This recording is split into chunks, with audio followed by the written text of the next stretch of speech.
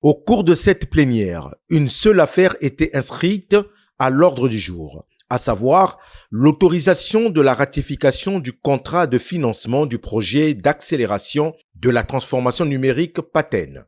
Un contrat de financement entre la République du Congo et la BEI relatif au projet d'accélération de la transformation numérique PATEN a été signé le 30 décembre 2022. En application de ce contrat, la BEI met à la disposition du Congo un crédit d'un montant maximal, en principal, de 26 millions d'euros destiné au financement du projet. En effet, le coût global du projet s'élève à 135 millions d'euros, soit environ 88 milliards 830 millions de francs CFA. Mais le financement du projet est prévu de la manière suivante.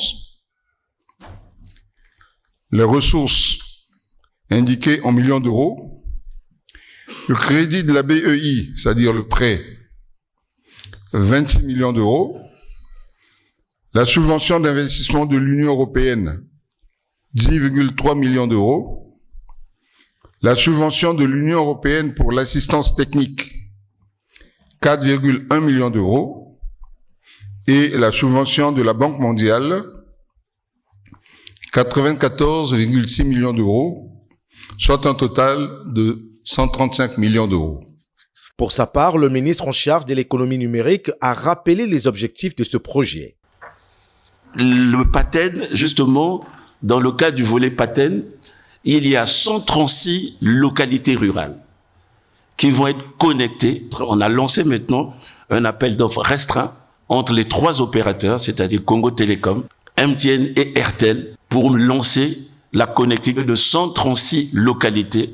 Et le grand challenge, c'est la Likwala, qui, dans le cadre de cette politique, qui bénéficiera de beaucoup de zones qui vont être couvertes en 3G minimum, sinon 4G, la voix et la data. Ce grand projet, lancé en 2022 et financé actuellement à 43%, nécessite des financements additionnels à l'exemple de celui prévu dans le prêt de la Banque européenne d'investissement. Le but du PATEN est la réduction de la fraction numérique en République du Congo, a indiqué Léon Juste Ibombo, le ministre en charge de l'économie numérique.